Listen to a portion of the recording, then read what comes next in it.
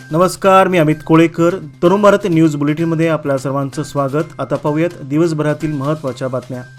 तरुण भारतच्या 106व्या वर्धापन दिनानिमित्त शुक्रवार दिनांक 24 रोजी बेळगावातील ऑर्चिड रिसॉर्ट येथे निमंत्रितासाठी तर शनिवार दिनांक 25 जानेवारी रोजी गणाधीश लॉन येथे वार्ताहर तसेच तरुण भारत परिवारातील सदस्यांच्या उपस्थितीत कार्यक्रम संपन्न झाला. व्यासपीठावर तरुण भारतचे संपादक सल्लागार डॉक्टर किरण ठाकूर, कार्यकारी संचालक रोमा ठाकूर, संचालक सई ठाकूर बिजलाणी आदी उपस्थित होते. यावेळी डॉक्टर किरण ठाकूर म्हणाले, स्वातंत्र्य प्राप्तीची तळमळ, अन्यायाविरोधात झुंज आणि समाज प्रबोधन या हेतूने 1919 मध्ये तरुण भारतची सुरुवात झाली. मासिक, साप्ताहिक आणि नंतर दैनिक असा प्रवास करत तरुण भारतने 106 वर्ष पूर्ण केली. या प्रवासामध्ये आमचे पत्रकार, वृत्तपत्र विक्रेते, जाहिरातदार आणि वाचक आमच्या सोबत कायम राहिले. आज अत्याधुनिक तंत्रज्ञानामुळे जगातील कोणत्याही वृत्तपत्राशी तरुण भारत स्पर्धा करू शकतो. याचे श्रेय तरुण भारतच्या परिवारातील सर्व सदस्यांना जाते, असे भावपूर्ण मनोगत डॉक्टर किरण ठाकूर यांनी व्यक्त केले. यानंतर सई ठाकूर बिजलाणी यांनी एखादी वास्तू, व्यक्ती, संस्था शतक पूर्ण करते तेव्हा ती मोठा इतिहास जोपासते. तरुण भारत त्याला अपवाद नाही. आज 106 वर्षाच्या कालावधीत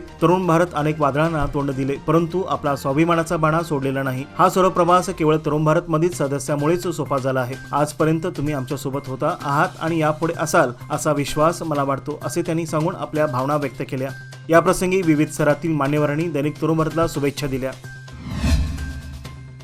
त्रैमासिक केडीपी बैठकीत जिल्ह्यातील विकासात्मक विषयावर सविस्तर चर्चा सत्र संपन्न झाली. यावेळी जिल्हा पालकमंत्री सतीश जारकिहोळी यांच्या अध्यक्षतेखाली ही बैठक घेण्यात आली होती. रुग्णालये, पाणी वाटप, औद्योगिक क्षेत्रासाठी लागणाऱ्या सुविधा आणि शासकीय शाळांच्या विकासासाठी संबंधित विविध मुद्दे चर्चिले गेले. त्रैमासिक केडीपी बैठकीत जिल्हा पालकमंत्री सतीश जारकिहोळी यांनी बेळगाव सुपर स्पेशालिटी रुग्णालयाचे काम लांबणीवर जात आहे, त्यामुळे आरोग्य सेवा लवकरात लवकर सुरू करण्यासाठी टप्प्याटप्प्याने सेवा चालू करावी आणि त्यानंतर औपचारिक उद्घाटन करावे असे स्पष्ट केले. तसेच जिल्ह्यातील जलाशयामध्ये औद्योगिक उपयोगासाठी राखीव ठेवलेल्या पाण्याच्या वापराबद्दल सर्व माहिती तपासून शासनाच्या निर्देशानुसार पुढील कारवाई केली जाईल असे त्यांनी सांगितले.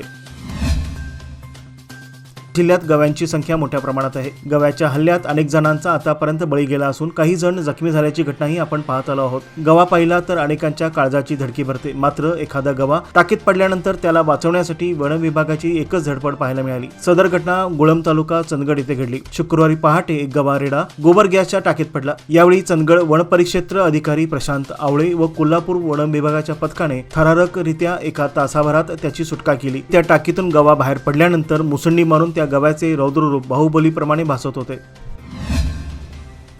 बेळगाव तालुक्यातील कोळीकोप्प गावच्या हद्दीत गुरांसाठी राखीव ठेवलेल्या गवताच्या 30हून अधिक गवत गंजीला आग लागून लाखो रुपयांचे नुकसान झाले आहे. राजू जाधव असे नुकसान झालेल्या शेतकऱ्याचे नाव असून या आगीच्या घटनेची नोंद हिरेबागेवाडी पोलीस ठाण्यात नोंद करण्यात आली आहे.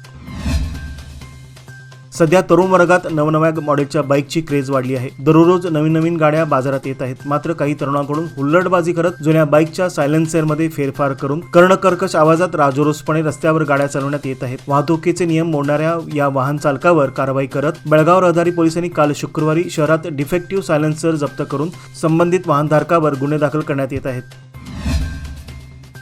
बेळगाव शहरातील विविध ठिकाणी सायबर गुन्ह्याविषयी जनजागृती मोहीम राबविण्यात आली. या मोहिमेचे नेतृत्व सामाजिक कार्यकर्ते प्रसाद चौगुले आणि अभिजित बेकवाडकर यांनी केले. शॉपिंग मॉल्स, दुकाने, पेट्रोल पंप यासारख्या ठिकाणी भेटी देऊन नागरिकांमध्ये सायबर सुरक्षेबाबत जागृती केली. ऑनलाईन फसवणुकीचे वाढते प्रकार लक्षात घेता नागरिकांनी सावधगिरी बाळगावी असा संदेश या मोहिमेद्वारे देण्यात आला. यावेळी ओटीपी किंवा अनोळखी कॉल्सला प्रतिसाद देऊ नका. फसवणूक संदेश किंवा बनावट जॉब कॉल्सकडे दुर्लक्ष करा. व्हॉट्सअपवरील एपीके ॲप्सवर क्लिक करू नका. दुकानाबाहेर स्कॅनर लावण्याऐवजी ते आतमध्ये ठेवा. फोन पे किंवा गुगल पे साठी मोबाईल नंबरचा वापर करा. अशा महत्त्वपूर्ण सूचना देत नागरिकांना सायबर सुरक्षेसाठी सजग राहण्याचे आवाहन करण्यात आले.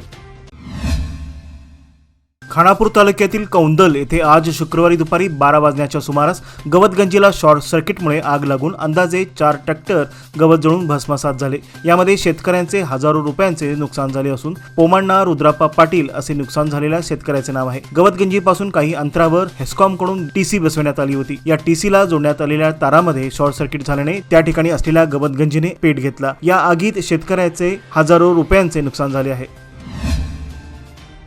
भारत विकास परिषदेच्या वतीने शुक्रवारी बालिका आदर्श कन्या विद्यालयात राष्ट्रीय बालिका दिन उत्साहात साजरा करण्यात आला। या कार्यक्रमासाठी प्रमुख अतिथी म्हणून आयुर्वेदिक तज्ज्ञ डॉक्टर रुचा नाईक आणि कीर्ती चिंचणीकर या उपस्थित होत्या।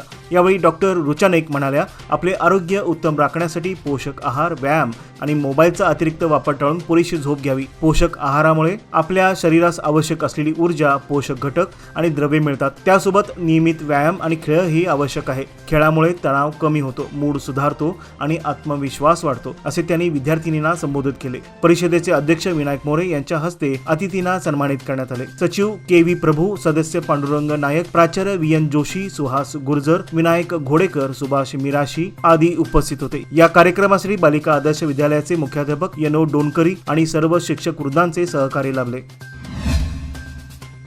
बेडकेहाळ येथील जागरूक ग्रामदैवत कल्याण सिद्धेश्वर येथे ऐतिहासिक दसरा महोत्सव कर्नाटकात दुसऱ्या क्रमांकावर साजरा केला जातो। येथील ऐतिहासिक दारुगोळ्यांचा आतिषबाजी होणारा पुरातन तलाव आजही सुशोभीकरणाच्या प्रतीक्षेत आहे। ग्रामपंचायतीच्या 15 वित्त आयोगाकडून 2023-24 व 2024-25 मध्ये तब्बल 1,54,89,731 रुपये गावातील विकास कामासाठी मंजूर झाले आहेत। गावातील राजकारण किंवा सदस्यातील वैयक्तिक मतभेदामुळे या निधीतून एकही रुपया खर्च केला गेला नाही, तेव्हा गावचा केंद्रबिंदू म्हणून असलेला ऐतिहासिक तलाव सुशोभीकरण कामासाठी हा निधी वापरण्याची गरज व्यक्त होत आहे। नवीन वर्षाच्या प्रारंभी एसटी महामंडळाच्या तिकीट दरात मनमानी वाढ झाल्याने सीमा भागातील प्रवासी आणि विद्यार्थ्यांना मोठा फटका बसला आहे।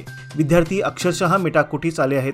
कागल ते कोगनोळी फाटा या अंतरातील कर्नाटक व महाराष्ट्र बसच्या तिकीट दरातील तफावत तब्बल तिप्पट असल्याने विद्यार्थी आता आंदोलनाच्या पवित्र्यात आहेत। प्रारंभी कर्नाटक शासनाने एसटी महामंडळाचे दर वाढविले, त्यामुळे प्रवाशांना आर्थिक भुर्दंड सुरू झाला। त्यात आता महाराष्ट्र शासनाने दरवाढीचा सीमा भागामध्ये मनमादी गोंधळ घातल्यामुळे प्रवाशांसह विद्यार्थ्यांमध्ये तीव्र असंतोष पसरला आहे। कोगनोळी ग्रामपंचायतीच्या कार्यक्षेत्रात समाविष्ट असलेल्या आडीमल्लैया डोंगराजवळ अज्ञात चोरट्यांनी बंद घराचे कुलूप तोडून सोन्या चांदीच्या दागिन्यांसह रोख रक्कम लंपास केल्याची घटना शुक्रवारी सकाळी उघडकीस आली। याबाबत समजलेली अधिक माहिती अशी, कोगनोळी येथील धनगर समाजातील शंकर बाळू कोळेकर यांच्या आडीमल्लैया डोंगराच्या पायथ्याशी राहते घर आहे। त्यांची बकरी कोगनोळीतील मळ्यात असल्याने व सध्या बकऱ्यांची चोरी होत असल्याने घरातील सर्व लोक घराला कुलूप लावून बकरी राखण करत तळावर थांबले होते। गुरुवारी रात्री घराच्या पुढच्या दरवाजाचे कुलूप मोडून चोरांनी घरात प्रवेश केला व घरातील साहित्याची उलथापालथ केली। घरात असलेल्या तिजोरीचे दार मोडून त्यातील 3 तोळे सोन्याचे दागिने, रोख 30,000 रुपये व चांदीचे दागिने असे एकूण लाखो रुपयांचा माल लंपास केला आहे। कारदगा ग्रामपंचायतीच्या माध्यमातून सत्ताधारी गटाने आम्हाला विश्वासात न घेता काही रस्ते, गटारी, पिण्याच्या पाण्यासाठी कूपनलिका अशी कामे राबविली असून ती निकृष्ट दर्जाची करण्यात आली आहेत। 2021 ते 2025 पर्यंत घरफाळा, पाणीपट्टी जमा झाली नाही। तो निधी कुठे वापरला याबद्दल माहिती दिली जात नाही। तेव्हा सदर माहिती पुढील 8 दिवसात मिळाली नाही तर लोकायुक्ताकडे तक्रार करून उपोषण करण्यात येईल असा इशारा विरोधी गटाचे ग्रामपंचायत सदस्य धनपाल चव्हाण, सुकुमार माळी व इतर सदस्यांनी दिला आहे।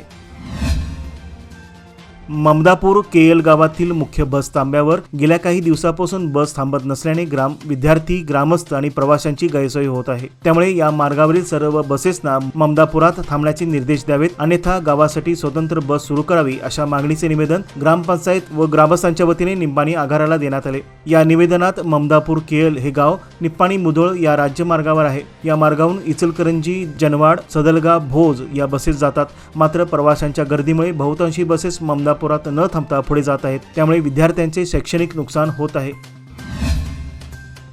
याचबरोबर आजचे बातमीपत्र येथे संपले। अधिक माहिती आणि ताज्या घडामोडी करता पाहत रहा तरुण भारत न्यूज चॅनेल।